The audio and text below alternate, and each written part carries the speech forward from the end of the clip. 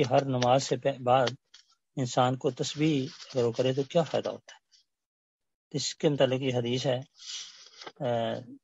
سورت یہ مسلم شریف کی حدیث ہے کتاب الصلاۃ سے.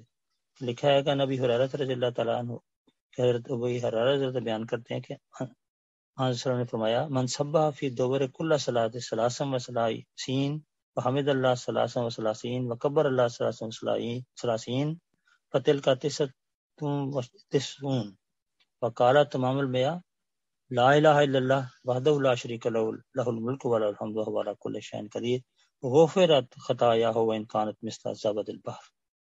کہ جو شخص ہر نماز کے بعد 33 دفعہ سبحان اللہ، 33 دفعہ الحمدللہ، 33 دفعہ اللہ اکبر اور ایک دفعہ لا الہ الا اللہ وحدہ لا شریک لہ کہ نہیں کوئی معبود سوائے اللہ تعالیٰ کے، وہ ایک ہے اور اس کا کوئی شریک نہیں، لہ الملک اسی کے لیے بادشاہت ہے، وَلَهُ الحمد اسی کی سب تعریف ہے، وَهُوَ عَلَى كُلِّ شَيْءٍ قدیر اور ہر چیز پر قدرت رکھتا ہے.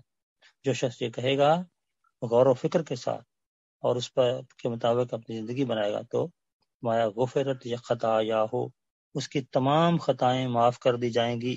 وَإِنْ كَانَتْ مِثْلَ زَبَدِ الْبَحْرِ خواہ وہ خطائیں سمندر کے اوپر جھاگ کی طرح ہوں، اتنی زیادہ ہوں، پھر بھی خدا تعالیٰ ایسا معاف کر دے گا. لیکن ہر نماز پڑھے گا تو پھر ہی کرے گا نا. ہر نماز پہلے باقاعدگی سے پڑھے اور اس کے بعد یہ تسبیحات کرے تو یہ عظیم الشان اجر ہے جو حضرت محمد صلی اللہ علیہ وسلم نے بیان فرمایا ہے. اللہ تعالیٰ ہمیں اس کی بھی توفیق عطا فرمائے.